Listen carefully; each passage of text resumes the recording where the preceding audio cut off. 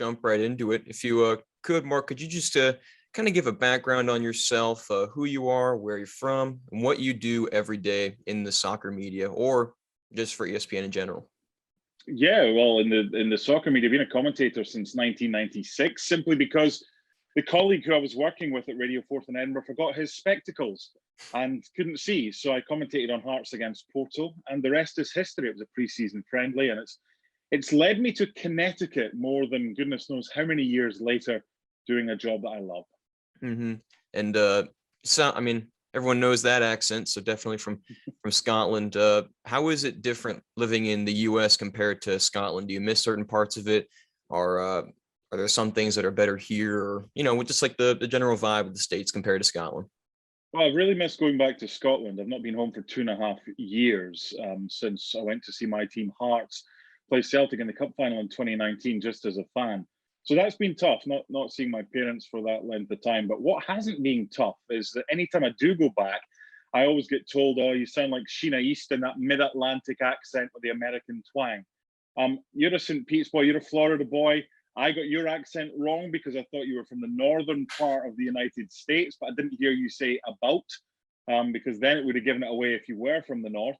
But when I do go home, you get the abuse. It's just your pals being your pals and having a right go. So I've not missed that, but I'm delighted to say I'm going home for the first time in 2.5 years next month to see my folks.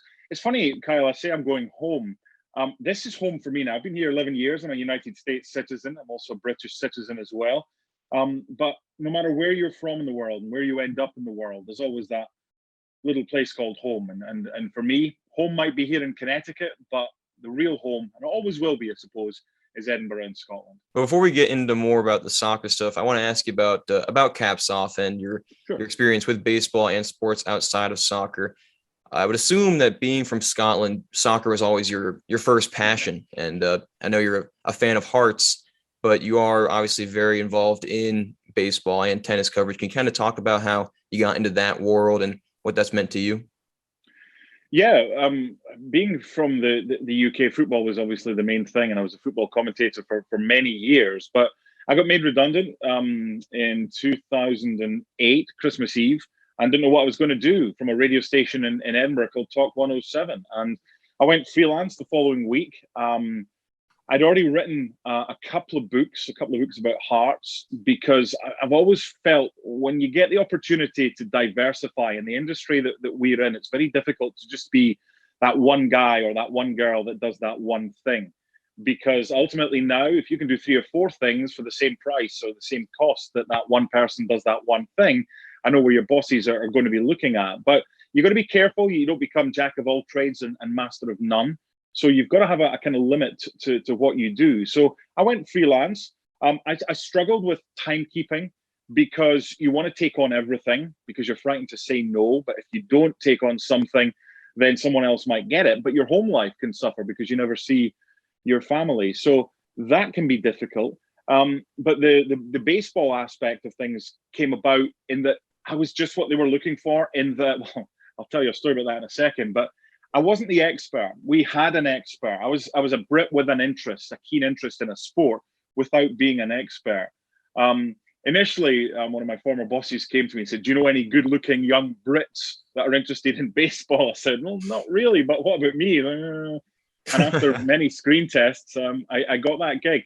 I am what I am. I like a laugh in commentary to a point. I think it's still a serious business, but you've got to try and make the people entertained that are watching it. We are just an accompaniment, and it gets frustrating at times that sometimes there are certain commentators, and thankfully I think they're in the minority, and I'm not going to name any names, that want to be the star. And most of us don't want. We're just the accompaniment. We're the captain of the ship. We just ensure it goes the right way, whether it's the person alongside us or whether it's the game itself. There's many other facets to that. So I'm self-deprecating. That's what I am. I like a bit of good humor. I always go into it as well prepared as I can be, with the key caveat that I know what I don't know. And when it comes to baseball, and to an extent tennis, if we're covering something that your average supporter or your average fan watches 24/7, 365 days of the year, we don't. We can dip in and out. So we've got to know what we don't know. So don't guess. Don't pretend you know. So whether it's tennis, which having done the commentary again at the US Open this year for the 11th year in a row, tennis is interesting because it's a sport that the commentator only commentates when there's no action taking place, because you shouldn't really talk during the point. So that kind of started way back in 2001, I think it was, when I covered the National Tennis Championships in Telford. And I was commentating on one of my good friends at the time, a guy called Nick Lester, who's now one of the best TV commentators for tennis. I didn't know it at the time. Worked with him over the years and told him my first tennis gig was in 2001, and I was commentating on him. So it's funny how things work in this kind of world that we live in. But ultimately, when I deviate away from the sport I know best, football or soccer, the key thing for me is knowing what I don't know. Mm-hmm. So now we're going to jump into the things you may have brought. So what did you bring? What's the first thing that you brought to? Oh, other than apple juice, something maybe a little more soccer related. Okay, so we're going to start with this thing here, right? So I'll show you the patch on the sleeve. It's a FIFA World Cup Germany qualifying top, Scotland, when they played against Italy in the qualifiers. So this is Paul Hartley's. You can see 2 mark, best wishes, Paul Hartley. The story behind that goes as follows. I was working at Radio 4 at the time, and I got a call from Paul. Right, don't tell anybody this, but I need you to help me. I'll see what I can do. What is it? He said, I need a pair of tickets for M People, because I love Heather Small, who was the lead singer. No wonder you don't want me to tell anybody. He goes, no, see what you can do. So I asked a good friend of mine, Scott Wilson, he's a brilliant guy who was the drive time host at Radio 4 in Edinburgh where I worked. He's now, and has been for many years, the voice of Hearts. He does the tannoy announcements, the public address system. Phoned him, and he's like, honestly, I could ask for 2 tickets to the Oval Office in the White House, and he'd find a way somehow to get me in by hook or by crook. So he said, I'll sort it out. So he did. So next time I was up at Hearts, I got told, I think by the manager, whoever said, there's something for you at reception, whatever. So I went after the press conference and picked up, and it was this. It was Paul Hartley's Scotland top, and just had a note saying, cheers, big man. And I waited maybe 5 or 6 years before telling that story, but I think now that he's out of football and not so much in the dressing room as a player, he's now doing a decent job as a coach. I can tell that story now, but that's my first one. And that was the qualifying campaign whereby we came so close. We had to face Italy on the final day, knowing we needed a win to get through to the World Cup in Germany. And I was working freelance for Talk Sport at the time, and as I have been doing since kind of 2007, and this was just before that. And I was working with, in fact, I might even have kind of totally deviated off the subject here, because this might have been the Italy game whereby it was the following. No, I think I'm right. I think it was the Italy campaign that we nearly qualified for.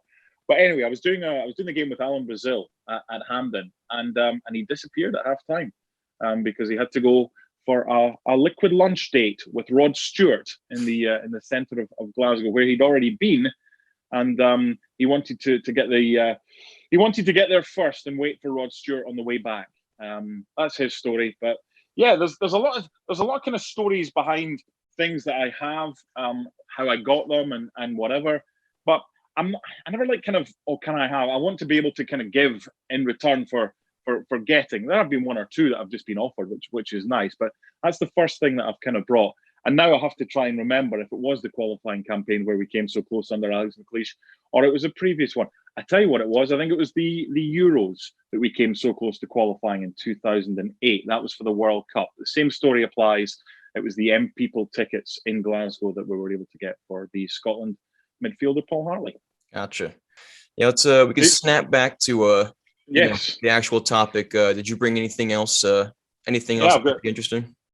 This is a Hearts jersey from 1980. It's actually from 84, but the 1985 jerseys didn't come in time, so they put a big patch on it. But it was worn by John Robertson, who was a hero of mine growing up. John's like 5'5", and I used to wear this as pajamas going to bed. That would now fit my 3-year-old daughter because John wasn't the biggest. It's probably a medium. But that's just a kind of nod. And you see the material. take this back again. You look at the inside and the material, it's like toweling and everything like that. I mean, back in the day, people who played football, the breathe right material and the dry fit didn't exist. These are pretty heavy to wear. When that gets hot and sweaty and soaking wet, I couldn't have been too comfortable. So that's the second one. Speaking of which, if you don't mind kind of going on to this one here, this is, we're going back to the Italy theme again. This is a Scotland away jersey from 1964 when they played Italy in a World Cup qualifier. And this was given to me by my uncle, Ali Donaldson, who, if you don't mind, I can just go up here. I don't know if you can see this. That's fine. Let's just tilt this up. Hold on. You know what? It's up there. It's right at the top. Okay. So he played for Dundee in the semi-final of what is now the Europa League in 1968 against Leeds. And he gave me, I've got no use for this. I didn't even know what kind of where it was from, if it was a training top or whatever. But it came from a coaching course that he did in the early 80s after he'd retired. He used to play for Dundee and he played many games. And what they used to do with the old Scotland jerseys, they just kind of gave them to the coaches because they only had one. It's not like you change at half time or whatever. It's an old Umbro one. And that's what, 57 years old. So that I've kind of got that in my family with my uncle having played in goal. My father and my mother took me to my first Hearts game in the early 80s. So there's your Hearts and there's your Scotland. So I've got one left after this, but that's your kind of three football tops. I've got so many others, but that's the kind of three that have a story that I wanted to kind of explain. Yeah, I was going to ask, you got some jerseys or tops that are framed, like the one that's on your right and the one on your left, obviously, in the Scotland one you just showed, but then you have other jerseys behind you that are not framed. Is there like a distinction as to why some are framed, some aren't, or are there some jerseys that you like looking at more, or do they go away or something? Yeah, I mean, I would love to frame them all. I'm just going to, this is not very technical, but those there, I've got the Pelé jersey. Lucky enough to meet Pelé when, again, go back to Giovanni Savarese. He was coach of the Cosmos before he went to Portland. And Pelé used to, hopefully his health gets better, he used to go to the kind of first game of the season with the Cosmos. So I was invited down to that one by Gio. And the other one is Mario Kempes, a 1978 signed jersey, because Mario is a former colleague. Well, I say former colleague, he is a colleague, but he's now moved down to Florida. So anytime if you watch Deportes and you hear Mario with Fernando, who lives up here, they are doing it, Fernando being the studio, Mario's doing it from home. And I now have experience of from home commentary, having done it for the first time via a box, a little device called Kisway is the whole thing. It's a Motu, M-O-T-U box, a commentary box, which we do because if facilities aren't available at ESPN, if it's a busy day with college football or whatever, we have a producer in their house and we will do the game from our house. Yeah, when you covered Serie A in Italy, did you ever go to those games or were those all done in the booths at ESPN in Connecticut? Yeah, we did Roma Juventus 2019, I think it was May 2019, from the stadium. Which we would have liked to have done an earlier game. Again, facilities and logistics weren't easy as far as picking a game is concerned, because ideally you would like a title win or whatever. But that's when you've got to arrange for as many things as that. You can always do a game in the first 2 or 3 weeks of the season. Like, for example, we did La Liga. We had a full team on site for the first game of the season that we did, Barcelona, and we did commentary of Real Madrid the day before away from home. But yeah, I've done a few games on site. But again, as I said, with regards to doing a game from home, I don't say that I'm in the stadium or anything like that. In the stadium, I think I'm not going to go, we're here, because a commentary should be a commentary regardless. All I'm in the stadium, I'm able to see a kind of wider periphery, whereas I can see what you can see when we're doing a game on site. When we're doing a game in the studio. But if we're doing a game on site, you don't preach the fact that you're there more than you would if you're not there. I think you've got to kind of keep a level kind of playing. If you see something, you say something, but you don't say, because I'm here, I can see that. You don't want to make it too obvious. But again, it's totally subjective what viewers want from their commentator. Some people might say, well, a lot of the time there's in vision. We were in vision. We did an intro to that game from trackside. At half-time, we were on camera. At full-time, we did an on-camera wrap. That's enough. People can see we're there. We don't need to make reference to it all the time, because what it's doing is referencing the fact that why are we only here for this one and not doing the rest? Yep. All right. Well, we can go into that final thing you brought if you want. We can wrap up with that. Yeah, so it's a couple of things here. And funnily enough, this is the 5-year anniversary of the launch of Stevie Nicol' book, The Liverpool Legend. Get to that in a minute. This is the first one I did, which is called Believe, From Turmoil to Triumph at Tynecastle. It's a story about when George Burley was the manager and was unbeaten in the first 10 games. The owner sacked him. The owner was a crazy Russian Lithuanian megalomaniac who was annoyed that he didn't get all the praise and the manager was getting all the praise. So I kind of wrote a wee expose, and I was good friends. There's Paul Hartley on the front, whose jersey it was. It's called Believe because that's the name on the back of the T-shirt when we qualified for the Champions League preliminary stage. We didn't get through to the group stages. But the forward is by Stephen Presley, who was captain at the time. And it got a fair bit of publicity because he came out and said, regardless of who the owner is, it should be the manager that picks the team. And he got in trouble for that. That was after he had an impromptu press conference with Paul Hartley and Craig Gordon, the Scotland goalkeeper, who's still at Hearts, where they came and had a rant. And ultimately, all three never played for the football club again. After a few months, they got rid of him. The whole idea behind the owner coming in and buying the football club was, with Lithuania being a part of the European Union at the stage, having just been admitted, he saw it as a platform to showcase all the Lithuanian players, sell them, make millions, and then disappear again. I think he's now on the run in Chechnya or whatever. He left a sorry mess at Hearts, and we went into administration. Thankfully, we're now fan-owned.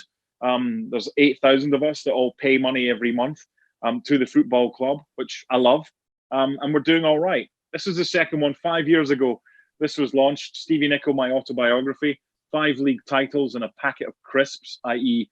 a packet of chips, because Stevie Nicol was a fantastic footballer with the worst diet in the world. And it's a play on a UK sitcom, 2 pints of lager and a packet of crisps. And most of it is about off-the-field activities, what he got up to, the fun that he had. He was the butt of so many jokes, but he could take it. And plus a hell of a lot of achievements in one of the greatest, I think, British teams that we've ever seen, the Liverpool of the early 80s. There's been a lot of really good teams, but Liverpool have got to be mentioned in that conversation. So that's 2 of the 3 books I've written. The next one, which I've done, which I'm sure is going to be my last because of the emotional attachment, Paul Marriner's autobiography. Sadly, Paul lost his life from glioblastoma, a brain tumor, a couple of months ago. And it was one of the hardest things I've ever had to do. But I got there, and I just wanted it to be a legacy, and it comes out hopefully end of October, start November. Paul Marriner's autobiography, My Rock and Roll Football Life, I think it's called. And I just want it to be a legacy for his family, and something that, as well as the memories they have of dad or partner or son, because his mum's still alive, I want it to be something that they can look back on and go, yeah, my boy or my dad or whatever achieved a hell of a lot in football. But like Stevie's book, because the pair of them were together at New England Revolution, there's a bit about football, but most of it is just stories about fun and daft things that they did. I mean, some of the stuff with the goalkeeping coach at New England Revolution, they gave him a 10-yard head start in a race. And then Taylor Twellman and the rest of them were on the sidelines cheering on, go on, you can do this, you can do this.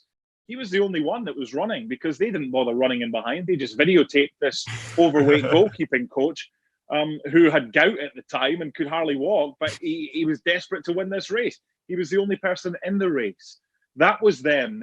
Their whole environment, Stevie Nicol and Paul Mariner, was about fun, players enjoying it. You ask any of the players they had at the Revs, and I'm sure the majority of them, those that they picked on a regular basis, would say how much fun it was. It was difficult for Paul when he went up to Toronto.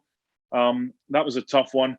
But it was also tough for the book, not really being able to speak to Paul because of the radiotherapy and the chemotherapy attacking his memory. So it's about him, it's his life story, but a lot of it is told by others, including Jurgen Klinsmann from their time together at Toronto. It's got a forward by Ian Gillan of Deep Purple, one of his best friends, and some of the stories there. Just as well, social media wasn't a thing back in the day, because I'm sure a lot of them might have had to make a phone call from jail cells to get themselves out of that after a night on a bender. But just, that's the way it was. Yeah, I'll wrap up with this. You talk about how a lot of those books is just them having fun, and that's not necessarily on the field stuff. I mean, people might say like their greatest achievement was winning the Champions League, World Cup, or calling a major game like that. But I want to ask you, as a commentator, what is, or at least someone in the media industry, what is the most fun you've had? And this is keeping it in the world of soccer. As a commentator, a game that I've done, or somewhere that I've traveled? Yeah, a little bit of both. It could be like I really enjoy going to this country, or I went to a great game just between like just two Premier League teams or something like that. Yeah, I mean, one of my favorite games was Newcastle-Barcelona. I didn't commentate on that one. It was just as a fan. One of my, I think it was my first girlfriend was from Newcastle, and I went to see that game, Tino Asprilla scoring a hat-trick in the Champions League group stage, which was a night I'll never forget. As a Hearts fan, winning the Cup 5-1 against our rivals, Hibernian at Hampden. But I think doing what I've kind of done, and growing up, I've done some Rangers and Celtic commentaries, in fact, quite a lot over the years. But the teams that I covered on a weekly basis were from the East Coast of Scotland. And when they qualified for Europe, we got to go to places. You're not starting in group stages of European competitions. You're starting before the previous year's tournament isn't even finished yet. Mm-hmm. It's that early. So trips to Sarajevo, to Mostar, to Reykjavik, to Liechtenstein, to places you wouldn't know. Where do you want to go today? Oh, let's go to Vaduz in Liechtenstein. You're not going to say that. So just getting to see these places and getting to commentate from stadiums like that, where it's not show up and everything's done for you. It's there's $10 or 10 whatever the local currency is to the local engineer to make sure the power's switched on. That's proper football. That's grassroots football, and you've got to take the bad with the good. And I think you appreciate the good more if you've had the bad, if you've had the rough times, the things that didn't quite work. You find a way to make them work if you can, and that makes you stronger going forward. So, of course, we'd all have something in the past in our work, whether it's me broadcasting or whatever, that maybe didn't go according to plan, but it's how we react to that. There's going to come a time where my 3-year-old daughter barges in as I'm doing a Bundesliga or a Spanish game or something, and goes, "Daddy, I need a pee-pee," or something like that. But that is what it is. That's modern day life in media. It's not what we would hope for. We want to be in stadiums. We want to go to cities. We're starting to get back there now, but we just have to adapt. And you know what? I wouldn't say it's a job. I think this is a hobby, what we do. So if adapting is what we have to do to make sure that we have this hobby and a continuation of working in a hobby, then that's good enough for me. Just don't take anything for granted, because you never know if it's going to be your last. Very true. I mean, that's a great way to wrap it up, Mark. Yeah, you've got a lot of editing to do as well, Kyle. That's all right. It's all good stuff. And keep going with the website, because it's a great source of information. You, Chris, and Kartik, the weekly podcast as well is a must for me. And it's nice to hear your own name. I don't care whether it's a negative or a positive thing. I think everyone deep down cares, but if you do get whether it's negative or constructive comments, which Chris and Kartik and some of the guests give, because they're honest, that's the way they want to be, I don't see that as a bad. I think, okay, well, if that's what they think, then you think, well, is that what I'm doing? And if it is something that you didn't know was a fault of yours and they have picked up on that, then I think that's a good thing. So I love the honesty of the podcast, and good luck to you going forward as well, because you've got a super guy and Chris Harris and Kartik to work with as well. So fingers crossed, this is just the start for you too. Yeah, we appreciate it. Thanks, Mark.